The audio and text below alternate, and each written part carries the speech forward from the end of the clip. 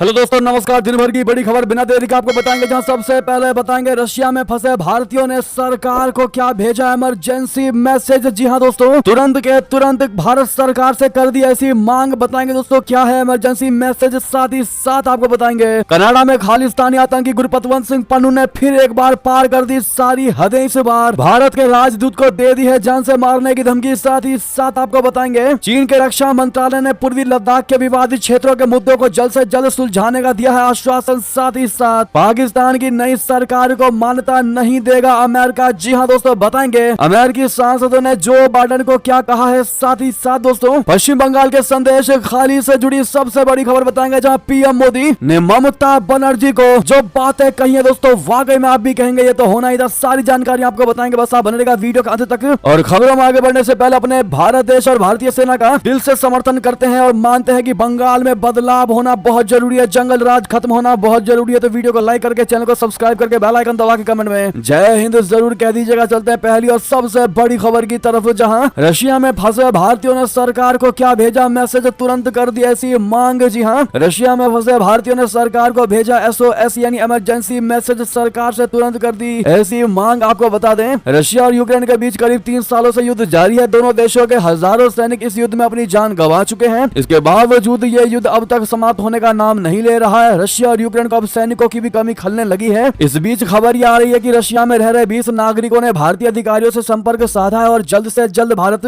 लौटने की गुहार लगाई है। मीडिया रिपोर्ट्स के मुताबिक भारत से रशिया काम की तलाश में गए हेल्परों से रूसी सेना जबरदस्ती युद्ध लड़वा रही है। वहीं इस मामले पर विदेश मंत्रालय का भी बयान सामने आया है। मंत्रालय द्वारा बताया गया है कि भारत अपने नागरिकों को वापस लाने के लिए रूसी अधिकारियों के संपर्क में है। तो वहीं मंत्रालय द्वारा जारी किए गए बयान में बताया गया है कि रशिया में रह रहे भारतीय नागरिकों ने SOS संदेश द्वारा देश वापसी की मदद मांगी है। साप्ताहिक प्रेस कॉन्फ्रेंस के दौरान विदेश मंत्रालय के प्रवक्ता रणधीर जायसवाल ने कहा कि भारत अपने नागरिकों की रूसी सेना से वापसी के लिए पूरी तरह से जुटा हुआ है। ऐसे में दोस्तों किस किस को मोदी सरकार पर पूरा भरोसा है कि रशिया में फंसे इन 20 के 20 नागरिकों को पूरे आदर सम्मान के साथ वापस भारत बुला लिया जाएगा? कमेंट में लिखकर अवश्य बताइएगा। साथ ही साथ अगली खबर की बात करें, जहां कनाडा में खालिस्तानी आतंकी गुरपतवंत सिंह पन्नू ने फिर पार कर दी सारी हदें, भारत के राजदूत को दी जान से मारने की धमकी। जी हां, बीते साल 18 जून को ब्रिटिश कोलंबिया में हरदीप सिंह निज्जर की हत्या के बाद भारत और कनाडा के बीच संबंधों में तनातनी देखी गई थी। कनाडा ने इस हत्या में भारत का हाथ होने का आरोप लगाया था। अब एक बार फिर इस मामले को कनाडा में हवा दी गई है। प्रतिबंधित संगठन स्टिक फॉर जस्टिस ने कनाडा में भारत के राजदूत संजय कुमार वर्मा को जान से मारने की धमकी दी है। संजय कुमार वर्मा की सरे यात्रा को लेकर SFJ ने कहा है कि ये वही शहर है जहां भारत के इशारे पर निज्जर की हत्या की गई थी। ऐसे में सरे आने पर संजय कुमार वर्मा से हिसाब बराबर करने का मौका है। SFJ के गुरपतवंत सिंह पन्नू ने ईमेल में कहा कि शहीद निज्जर की हत्या की साजिश रचने के लिए भारत जिम्मेदार है। खालिस्तान समर्थक सिखों को सरे में भारतीय उच्चायुक्त को सीधे टारगेट करने का मौका मिलेगा। पन्नू के इस धमकी भरे मेल पर भारतीय उच्चायुक्त ने कहा कि मेरे खिलाफ खतरे के बारे में संबंधित कनाडाई अधिकारियों को बता दिया गया है, जिन्होंने मुझे मेरी सुरक्षा का आश्वासन दिया है। अगली खबर बता दें, बेंगलुरु कैफे ब्लास्ट के आरोपी की हुई पहचान, 28 से 30 उसकी उम्र, रवा इडली किया ऑर्डर, फिर बम रखकर हुआ फरार। जी हां दोस्तों, कर्नाटक के उप मुख्यमंत्री DK शिव कुमार और गृह मंत्री G परमेश्वर ने शुक्रवार शाम रामेश्वरम कैफे में विस्फोट स्थल का दौरा किया। DK शिव कुमार ने कहा कि इस धमाके के आरोपियों को जल्दी गिरफ्तार कर लिया जाएगा। उन्होंने मीडिया कर्मियों को कैफे में हुए विस्फोट के बारे में ब्रीफ करते हुए कहा कि आरोपी की उम्र करीब 28 साल से 30 साल के बीच है। CCTV फुटेज से पता चला है कि वो कैफे में आया और काउंटर से कूपन लिया। उसने रवा इडली का ऑर्डर दिया लेकिन खाया नहीं। जिस बैग में बम लेकर आया था उसको रख कर बाहर चला गया, जिसके बाद ये ब्लास्ट हुआ। दोस्तों कर्नाटक के उप मुख्यमंत्री ने कहा कि हमने CCTV से आरोपी की पहचान कर ली है और सेंट्रल क्राइम ब्रांच इस मामले की जांच कर रही है। जी हाँ दोस्तों, अगली खबर की बात करें, जहां पर चीन के रक्षा मंत्रालय ने कई बात कहा, पूर्वी लद्दाख के विवादित क्षेत्रों के मुद्दों को जल्द से जल्द सुलझाएंगे। जी हां, चीन और भारत के ने पूर्वी लद्दाख में विवाद को हल करने के लिए पारस्परिक समाधान खोजने के लिए ठोस संचार बनाए रखा है। चीन की सेना ने कहा कि हम भारत के साथ संबंधों को महत्व देते हैं। गौरतलब है कि पूर्वी लद्दाख के कुछ क्षेत्रों को लेकर भारत और चीन की सेना में अक्सर गतिरोध बना हुआ है। दोनों पक्षों के बीच व्यापक राजनयिक और सैन्य वार्ता के बाद से कई क्षेत्रों में सैनिकों को पीछे किया गया है। चीन के रक्षा मंत्रालय के प्रवक्ता वरिष्ठ कर्नल झांग जिया ओगांग ने कहा कि दोनों पक्षों ने एक दूसरे की सीमा विवाद की चिंताओं को हल करने के लिए ठोस संचार, गहन बातचीत और सकारात्मक चर्चा की है। बहुत जल्द ही हम समाधान के साथ सामने होंगे। गुरुवार को भारत और चीन के बीच 19 फरवरी को हुई कमांडर स्तर की वार्ता का झांग जियोआंग ने जिक्र किया है। जी हाँ दोस्तों, इस पर आपकी क्या राय होगी? झांग के इस बयान पर, यानी दोनों देशों के बीच आपसी विश्वास बढ़ाएंगे ऐसे बयान पर दोस्त आपकी जो भी निजी राय हो बताएगा जरूर, लेकिन भारत बार बार कोशिश करके थक चुका है दोस्तों। चीन हमेशा बातचीत करने के लिए बैठता तो है, लेकिन उसके बाद फिर अपनी औकात दिखा देता है। क्या इस बार भी ऐसा ही करने वाला है? अगली खबर की ओर चले, जहां पाकिस्तान की नई सरकार को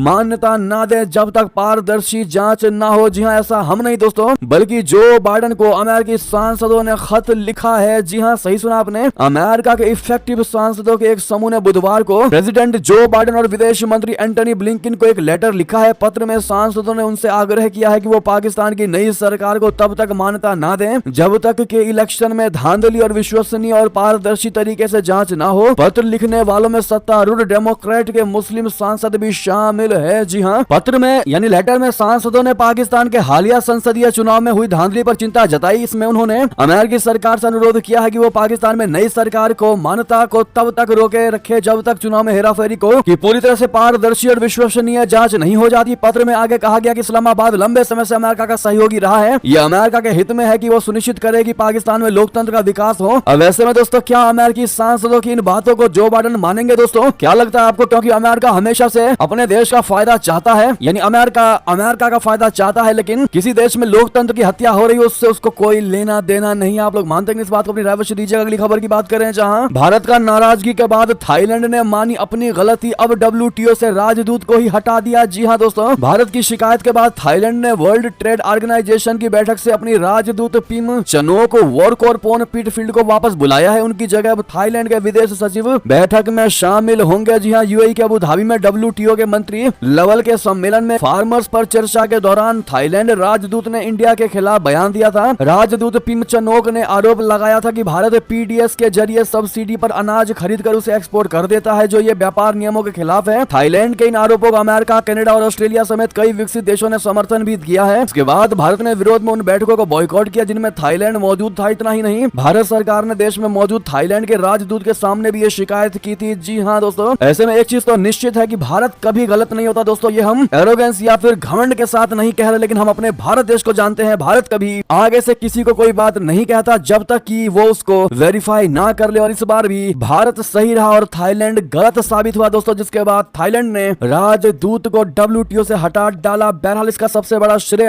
भारत के किस नेता को देना चाहेंगे दोस्तों? कमेंट में लिखकर अवश्य बताइएगा। अगली खबर की बात करें, जहां इस मुस्लिम देश में भारत बना रहा एक्सप्रेसवे, बौखलाया पाकिस्तान। आपको बता दें, भारत विकसित राष्ट्र बनने के पथ पर लगातार आगे बढ़ रहा है। देश में दिन प्रतिदिन नए कार्य हो रहे हैं। भारत सरकार को पता है कि देश के विकास में सड़कों का कितना अहम योगदान है। यही वजह है कि सुदूर स्थित प्रदेशों को भी मुख्य शहरों से जोड़ा जा रहा है। इसी कड़ी में पूर्वोत्तर के राज्यों को प्रमुख शहरों से जोड़ने के लिए भारत सरकार ने अहम कदम उठाया है। इस दौरान बांग्लादेश का भी भारत को समर्थन प्राप्त हो रहा है। दरअसल भारत के पूर्वोत्तर प्रदेशों में एक मेघालय से पश्चिम बंगाल की दूरी 588 किलोमीटर की है। इससे यात्रियों को ज्यादा खर्च के साथ साथ समय भी लगता है। भारत सरकार ने वहां के निवासियों के लिए अहम कदम उठाया है। मेघालय के तुरा शहर से पश्चिम बंगाल में स्थित बालूरघाट जिले तक हाईवे बनाने का प्लान तैयार किया है। ये मेगा प्रोजेक्ट बांग्लादेश होते हुए पश्चिम बंगाल तक आएगी। इस बीच तुरा से बालूरघाट की दूरी महज 120 किलोमीटर रह जाएगी। अगर भारत का ये मेगा प्लान कामयाब रहा तो वो दिन दूर नहीं जब पूर्वोत्तर के प्रदेशों में भी तेजी आ जाएगी। जी हाँ, भारत और बांग्लादेश के बीच बढ़ती नजदीकी से पाकिस्तान को मिर्ची लगनी तय है। 1947 में हुए बंटवारे के बाद से पाकिस्तान लगातार भारत को परेशान कर रहा है, लेकिन भारत मौजूदा समय में पड़ोसी देश से हर क्षेत्र में भारत आगे चल रहा है। एक्सपर्ट की राय तो ये है कि भारत का मुकाबला अब पाकिस्तान के साथ है ही नहीं, उसकी मौजूदा लड़ाई अब चीन के साथ है। नेक्स्ट खबर बता दें, ईरान में भारत के बनाए चाबहार पोर्ट के लिए तालिबान ने खोल दिया खजाना। पाकिस्तान को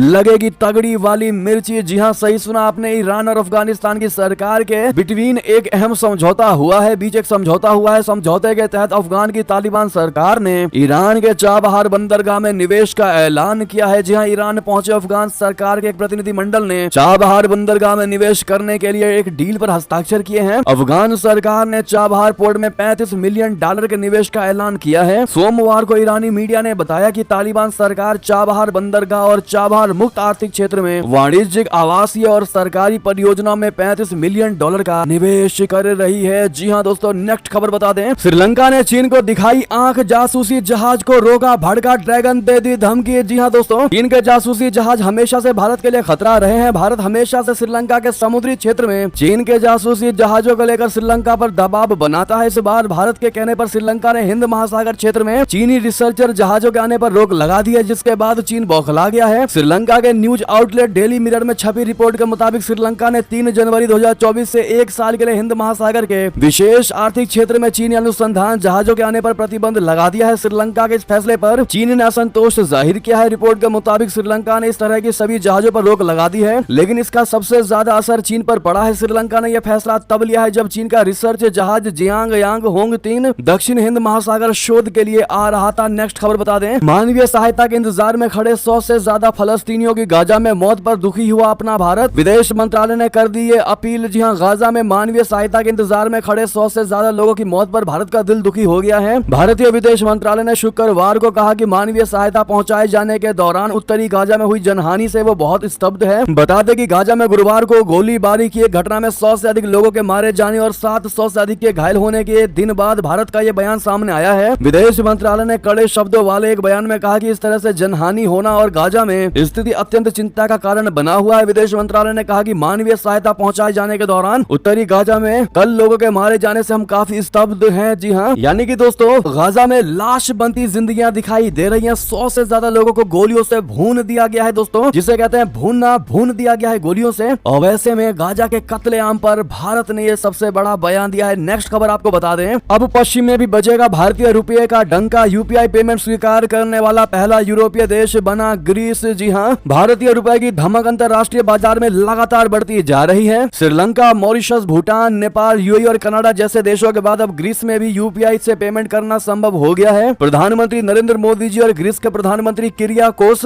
मित्सोटाकिस के बीच वार्तालाप के बाद इस पर सहमति के बाद दोनों देशों के बीच समझौता पत्र पर हस्ताक्षर भी हो गया है। भारत के यूपीआई पेमेंट को स्वीकार करने वाला ग्रीस पहला यूरोपीय देश बन गया है। एनआईपीएल ने भारत में विदेशी आवक प्रक्षेपण की सुविधा के लिए ग्रीस के यूरो बैंक के साथ समझौता ज्ञापन पर हस्ताक्षर किए हैं। जी हाँ, यानी कि भारत और ग्रीस के बीच हुए इस समझौते से सीमा पर रहने वाले प्रवासी भारतीयों की मुश्किलें अब आसान हो जाएंगी, जिंदगी आसान हो जाएगी। भारतीय भुगतान निकाय ने अपने एक बयान में कहा है कि समझौता विशेष रूप से ग्रीस से इंडिया में विदेशी आवक प्रक्षेपण को सुव्यवस्थित करने पर सेंट्रलाइज्ड होगा। जी हाँ, वैसे में पीएम नरेंद्र मोदी जी भारत में यूपीआई का सिस्टम लेकर आए, लेकिन अब साथ ही साथ उन्होंने विदेशों में भी भारत का डंका बजा दिया है। मानते कि नहीं? जो मानते हैं वो कमेंट में मोदी है तो हर चीज मुमकिन है कहना मत भूलिएगा। नेक्स्ट खबर आपको बता दें, पाकिस्तान में राष्ट्रपति चुनाव की तारीखों का ऐलान। वोटिंग से पहले ही आसिफ जरदारी की जीत लगभग तय। जी हाँ, पाकिस्तान में राष्ट्रपति चुनावों के लिए तारीखों का ऐलान हो गया है। पाकिस्तान के निर्वाचन आयोग ने शुक्रवार को इसकी घोषणा की है। आयोग ने बताया है कि राष्ट्रपति चुनाव के लिए मतदान 9 मार्च को होगा। इस चुनाव में पूर्व राष्ट्रपति आसिफ अली जरदारी का करीब 11 साल बाद फिर से पाकिस्तान का शीर्ष संवैधानिक पद हासिल करना लगभग तय है। नए राष्ट्रपति मौजूदा राष्ट्रपति डॉक्टर आरिफ अलवी का स्थान लेंगे, जिनका 5 साल का कार्यकाल पिछले साल समाप्त हो गया था। हालांकि वो इसके बाद भी पद पर बने हुए हैं क्योंकि नए निर्वाचक मंडल का गठन अभी तक नहीं हो सका है। पाकिस्तान निर्वाचन आयोग ने एक नोटिस में कहा कि राष्ट्रपति चुनाव 9 मार्च को नेशनल असेंबली और सभी प्रांतीय असेंबली में सुबह 10 बजे से शाम 4 बजे तक होगा। निर्वाचन आयोग द्वारा जारी कार्यक्रम के अनुसार संबंधित पद के लिए उम्मीदवार शनिवार 12 बजे से पहले लाहौर, कराची, पेशावर और क्वेटा में निर्वाचन अधिकारियों के पास नामांकन पत्र दायर कर सकते हैं। नेक्स्ट खबर आपको बता दें, अमेरिका के अलबामा में गुरुद्वारे के बाहर सिख युवक की हत्या। नस्लीय हिंसा की वजह से गोली मारने की आशंका। जी हाँ, अमेरिका में भारतीय मूल के लोगों के खिलाफ नस्लीय हिंसा लगातार जारी है और अब अलबामा में 29 साल के सिख शख्स की गोली मारकर हत्या कर दी गई है। स्थानीय मीडिया रिपोर्टों के अनुसार शुक्रवार देर रात अलबामा के सेल्मा शहर में एक गुरुद्वारे के बाहर सिख युवक की गोली मारकर हत्या कर दी गई। 1 महीने से भी कम समय में अलबामा में भारतीय प्रवासियों को निशाना बनाकर की गई घातक घटना का यह दूसरा मामला है, जिससे सिख युवक की मौत के बाद पूरा परिवार सदमे में है। नेक्स्ट खबर बता दें, पुतिन के धुर विरोधी अलेक्सी नवलनी की अंतिम यात्रा में उमड़ा लोगों का हुजूम। इन नारों से दिया राष्ट्रपति पुतिन को बड़ा संदेश। जी हाँ, रशिया में विपक्ष के प्रमुख नेता रहे अलेक्सी नवलनी की जेल में 2 हफ्ते पहले मौत हो जाने के बाद शुक्रवार को लोगों ने आखिरी विदाई दी। इस दौरान यहाँ भारी संख्या में पुलिस कर्मियों की तैनाती के बीच हजारों लोगों का हुजूम उनकी अंतिम यात्रा में उमड़ पड़ा। राष्ट्रपति व्लादिमीर पुतिन के कटु आलोचक रहे नवलनी का शव प्राप्त करने के लिए उनके परिजनों को काफी मशक्कत करनी पड़ी। नवलनी के समर्थकों ने कहा है कि सरकार में भ्रष्टाचार के खिलाफ मुहिम चलाने वाले और बड़े प्रदर्शन आयोजित करने वाले नवलनी की अंत्येष्टि कराने से मॉस्को में कई गिरजाघरों ने इनकार कर दिया, लेकिन आखिरकार मारिनो जिला स्थित एक गिरजाघर इसके लिए तैयार हो गया। पश्चिमी देशों के कई नेताओं ने नवलनी की मौत के लिए पुतिन को जिम्मेदार ठहराया है। हालांकि रशिया के राष्ट्रपति कार्यालय क्रेमलिन ने इस आरोप को खारिज कर दिया। नेक्स्ट खबर बता दें, मालदीव में दाखिल हुआ चीन का रिसर्च जहाज वापसी के लिए रवाना। जी हाँ, पिछले सप्ताह यहाँ एक बंदरगाह पर पहुंचा 4500 टन वजनी उच्च प्रौद्योगिकी से लैस चीन का अनुसंधान जहाज मालदीव की तट से रवाना हो गया है। स्थानीय मीडिया ने बुधवार को यह खबर दी। आधिकारिक रूप से जियांग यांग हांग 3 नामक यह चीनी जहाज ने कर्मियों को बदलने और आपूर्ति के लिए बंदरगाह पर लंगर डाला था। अंधाधुंध.com नामक एक न्यूज पोर्टल ने कहा कि 22 फरवरी से माले में लंगर नजर डालने के बाद जियांग यांग हांग 3 मालदीव विशिष्ट आर्थिक क्षेत्र की सीमा पर लौट गया है, लेकिन माले बंदरगाह से रवाना हो जाने के बाद भी 2 दिन पहले ट्रैकिंग साइटों पर इस जहाज का आखिरी सिग्नल हुल हुमाले के समीप नजर आया था। जी हाँ, अगली खबर बता दें, पाकिस्तान के विशेषज्ञ ने दी बड़ी चेतावनी, कहा मनमोहन सिंह से बात करके गुरु मंत्र ले पाकिस्तान के नए वित्त मंत्री, तभी मिलेगी कटोरे से निजात, तभी लग पाएगा पाकिस्तान का नैया पार। जी हाँ, आपको बता दें, पाकिस्तान एक बार फिर से कटोरा लेकर अंतरराष्ट्रीय मुद्रा कोष के दरवाजे पर पहुंच गया है। पाकिस्तान की योजना है कि वो IMF से 6 अरब डॉलर का नया लोन अगले 3 साल के लिए हासिल करे। इस ताजा कर्ज से पाकिस्तान की सरकार अपने पुराने कर्जों को चुकाएगी जो उसने चीन से लेकर खाड़ी देशों से ले रखा है। कर्ज लेकर कर्ज चुका रहे कंगाल पाकिस्तान को अब देश के नामचीन आर्थिक मामलों के विशेषज्ञ अब्बास नासिर ने भारत के पूर्व प्रधानमंत्री डॉक्टर मनमोहन सिंह के दिखाए रास्ते पर चलने की सलाह दी। अब्बास नासिर ने कहा कि पाकिस्तान को आर्थिक संकट से निकालने के देश के अगले वित्त मंत्री को मनमोहन सिंह से बात करनी चाहिए। साल 1991 में मनमोहन सिंह भारत के वित्त मंत्री थे और आर्थिक संकट से देश को बचाया था। अब्बास नासिर ने ट्वीट करके ही ये बात कही कि पाकिस्तान के आगामी वित्त मंत्री को मनमोहन सिंह से बातचीत करनी चाहिए ताकि उनकी रणनीति के बारे में जान सके। भारत साल 1991 में लगभग ठीक उसी तरह से था जैसे आज पाकिस्तान की आर्थिक हालत है। जी हाँ, मनमोहन सिंह ने उस समय आर्थिक सुधारों की शुरुआत की थी। ऐसे ही पाकिस्तान को भी मनमोहन सिंह से काउंसलिंग करवानी चाहिए। जी हाँ, ऐसा पाकिस्तानी विशेषज्ञ ने पाकिस्तान के हुक्मरानों को चेतावनी दी है, साथ में सजेशन सुझाव भी दिया है। अगली खबर आपको बता दें, भारत और बांग्लादेश के बीच DG लेवल सीमा वार्ता अगले महीने ढाका में होगा। जी हाँ, भारत और बांग्लादेश के बीच द्विवार्षिक महानिदेशक स्तरीय सीमा वार्ता अगले महीने ढाका में आयोजित होगी, जिसमें सीमा पार अपराधों पर अंकुश लगाने और उनके सुरक्षा बलों तथा एजेंसियों के बीच बेहतर समन्वय स्थापित करने से जुड़े मुद्दों पर चर्चा की जाएगी। आधिकारिक सूत्रों ने बृहस्पतिवार को यह जानकारी दी। सूत्रों ने कहा कि सीमा सुरक्षा बल के महानिदेशक नितिन अग्रवाल के नेतृत्व में एक प्रतिनिधि मंडल 5 से 9 मार्च तक होने वाली बैठक के लिए बांग्लादेश की यात्रा पर जाएगा। BSF और बॉर्डर गार्ड बांग्लादेश यानी BGB के बीच ये 54वीं बैठक होगी जो ढाका के पिलखाना स्थित BGB मुख्यालय में आयोजित की जाएगी। जी हाँ दोस्तों, नेक्स्ट खबर बता दें, संयुक्त राष्ट्र सुरक्षा परिषद में सुधार पर जयशंकर जी ने ऐसा क्या कह दिया जो बौखला गया, चाइना भारत को देने लगा ज्ञान। जी हाँ, चीन ने अपनी इस आलोचना को खारिज कर दिया है कि वो संयुक्त राष्ट्र सुरक्षा परिषद में भारत की परमानेंट मेंबरशिप का विरोधी है और सुधारों के खिलाफ है। चीन ने कहा कि वो गंभीर और गहन विचार विमर्श के माध्यम से पूरा समाधान निकालने के लिए व्यापक संभावित सहमति की आवश्यकता पर जोर देता है। चीनी विदेश मंत्री वांग यी ने कहा है कि दुनिया को उम्मीद है कि संयुक्त राष्ट्र वैश्विक चुनौतियों से निपटने में प्रभावी ढंग से अग्रणी भूमिका निभाएगा। चीन विकासशील देशों की आवाज के साथ UNSC सुधार की सही दिशा में निरंतर प्रगति का समर्थन करता है, ऐसा चाइना का कहना है। दोस्तों, आखिर चाइना को ये बात बुरी लग गई कि हमको भारत का विरोधी क्यों बताया जा रहा है, लेकिन रियलिटी क्या है दोस्तों आप सभी अच्छे से जानते ही हैं। अगली खबर की बात करें, जहां पर आम लोगों के लिए खोला गया अबू धाबी का मंदिर, क्या है ड्रेस कोड, किन चीजों के साथ नहीं मिलेगा प्रवेश, आपको बता दें। UAE के अबू धाबी स्थित हिंदू मंदिर का बीते महीने एक बड़े कार्यक्रम में PM नरेंद्र मोदी जी ने उद्घाटन किया था। 14 फरवरी को मंदिर के उद्घाटन के बाद ये यानी 15 से 29 फरवरी तक उन्हीं भक्तों को दर्शन की इजाजत दी जा रही थी जिनका पहले से रजिस्ट्रेशन था। 1 मार्च शुक्रवार से सभी के लिए मंदिर को खोल दिया गया है। ये BAPS मंदिर 1 मार्च से सोमवार को छोड़कर हर दिन सुबह 9 बजे से रात 8 बजे तक जनता के लिए खुला रहेगा। मंदिर में जाने के लिए अब रजिस्ट्रेशन की जरूरत नहीं होगी, लेकिन कई ऐसे नियम है जिनका ध्यान मंदिर आने वालों को रखना ही होगा। मंदिर में एंट्री के लिए शालीन पोशाक आवश्यक है। मंदिर की ओर से आगंतुकों को ऐसे कपड़े पहनने की सलाह दी गई है जो उनके कंधों और घुटनों को ढके रखते हो। कपड़ों पर आपत्तिजनक डिजाइन और नारे भी नहीं लिखे होने चाहिए। साथ ही परिसर की पवित्रता बनाए रखने के लिए पारदर्शी, पारभासी या टाइट फिटिंग वस्त्र भी निषिद्ध है, रेस्ट्रिक्टेड है। अगर आगंतुक इन दिशा निर्देशों का पालन नहीं करते और कर्मचारी किसी भी पोशाक को अनुचित मानते हैं तो उनको प्रवेश से रोका जा सकता है। नेक्स्ट खबर बता दें, अवैध निवासियों पर लगेगी लगाम, मणिपुर में NRC को लेकर बहुत बड़ा कदम, CM बीरेन सिंह ने कही ये बात। जी हाँ, मणिपुर में भी NRC लागू किया जाएगा। शुक्रवार को यहाँ की विधानसभा में इसको लेकर अहम कदम उठाया गया। इसके तहत अगस्त 2022 में यहाँ NRC लागू करने की मांग के लिए लाए गए प्रस्ताव की पुष्टि की गई है। प्रदेश के मुख्यमंत्री N बीरेन सिंह ने सोशल मीडिया साइट X पर लिखा कि आज मणिपुर विधानसभा ने 5 अगस्त 2022 को पारित हमारे प्रस्ताव की पुष्टि करके एक महत्वपूर्ण कदम उठाया है। उन्होंने आगे लिखा कि हमें पूरा भरोसा है कि मणिपुर में NRC लागू करना राज्य के हितों की रक्षा करने और देश के लिए जरूरी है। जी हाँ, मुख्यमंत्री ने आगे लिखा कि भारत सरकार से NRC लागू करने की दिशा में तेजी का आग्रह मणिपुर की सुरक्षा और अखंडता सुनिश्चित करने के लिए हमारी प्रतिबद्धता को दर्शाता है। मैं सभी नागरिकों से इस प्रयास का समर्थन करने का आग्रह करता हूँ। हम आने वाले पीढ़ियों के लिए एक मजबूत, अधिक समृद्ध मणिपुर बनाने की कोशिश कर रहे हैं। बहरहाल दोस्तों, कौन कौन चाहता है कि मणिपुर में NRC लागू होनी चाहिए, कौन चाहता है बिल्कुल नहीं, कमेंट में सुझाव रीजन के साथ दीजिएगा। नेक्स्ट खबर आपको बता दें, हिमाचल प्रदेश से बहुत बड़ी खबर, भाजपा के लिए खुशखबरी की खबर है। विक्रमादित्य सिंह ने फेसबुक प्रोफाइल से हटाया कांग्रेस का नाम, खड़गे से मिलने पहुंचे दिल्ली। जी हाँ, हिमाचल प्रदेश में जारी सियासी संकट और गहराता जा रहा है। सुखू सरकार से नाराज चल रहे विक्रमादित्य सिंह कांग्रेस छोड़ सकते हैं। उन्होंने अपने फेसबुक प्रोफाइल से PWD मिनिस्टर और कांग्रेस हटा दिया है। इसकी जगह पर हिमाचल का सेवक लिखा है विक्रमादित्य सिंह ने दिल्ली में डेरा डाले हैं। दिल्ली में उनका पार्टी अध्यक्ष मल्लिकार्जुन खड़गे से मिलने का कार्यक्रम है। इससे पहले विक्रमादित्य सिंह ने